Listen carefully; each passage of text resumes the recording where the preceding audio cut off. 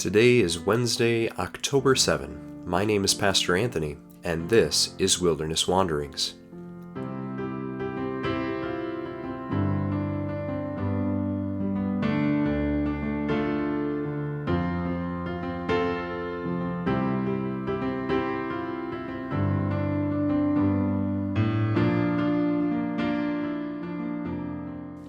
Today our text comes from Nehemiah 1. They said to me, "Those who survived the exile and are back in the province are in great trouble and disgrace. The wall of Jerusalem is broken down, and its gates have been burned with fire." When I heard these things, I sat and wept. For some days I mourned and fasted and prayed before the God of heaven. Nehemiah chapter 1, verses 3 and 4. Rather than continuing on with the action of Nehemiah's story, I want to drag you back to the beginning of the book. Pastor Michael mentioned it yesterday, but it's worth coming back to again. When Nehemiah heard the news that his people were in trouble and disgrace, and that his city's wall lay broken and burned, the first thing he did was to weep, to mourn, to fast, and to pray. Acts of slowing down and paying attention to the impact of what he just heard and received. And what a difference that is from our reactions today. In the crazy fast culture we live in, responses are immediate and extreme. No more than a rumor is needed to stir up a frenzy of gut-level reactions. Something terrible occurred somewhere in the world? Well, the positive responses immediately pour out through supportive hashtags into funding campaigns and news stories. And on the other hand, when someone does something terrible, they can be exiled or canceled from polite society just as fast through those same means turned cruel. But always the emphasis is on the immediacy of an active response. Something must be said or done now, and we all have a part.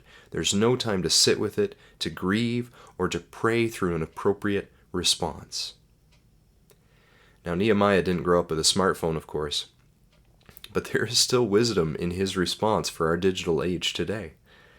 Just because we can respond immediately doesn't mean that it's always the most wise course of action.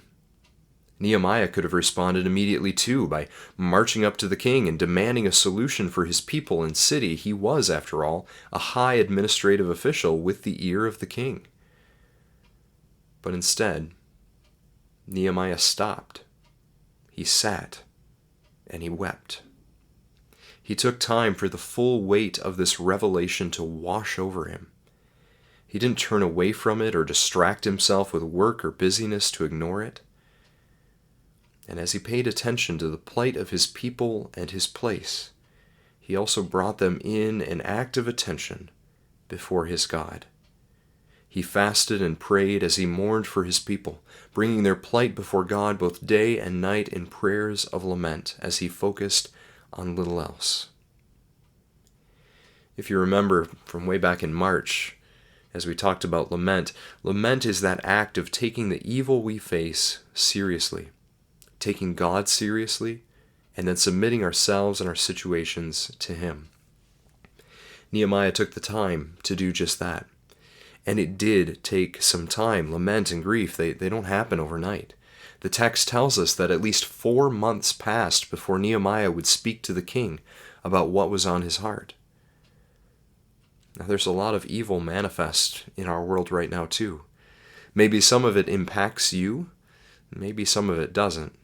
But there's plenty of evil to lament nonetheless, as we take the evil of our world seriously before the God who told us it's not supposed to be this way. It is a much easier thing to pick up your phone and get online and fire off some smart posts or distract yourself from life altogether. But that response leaves us feeling more self-righteous and lonely in the long run. Whereas lament and the acts of attention to our situations and to our God that it calls us into is a much harder and time-consuming process. It's confronting. But in the end, we find ourselves humbly sitting in true relationship with our God, and perhaps also in better relationship with our world and our neighbors too.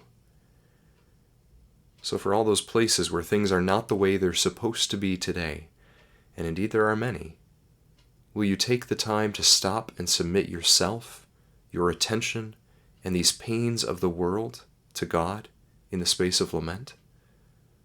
All the world is crying out for you to do something or to say something now. But what if you began first by feeling it yourself and bringing it before God in the slow act of attention that is prayer? As you journey on, go with the blessing of God. May the peace of the Lord Christ go with you wherever He may send you. May He guide you through the wilderness, protect you through the storm. May He bring you home rejoicing at the wonders He has shown you. May He bring you home rejoicing once again into our doors.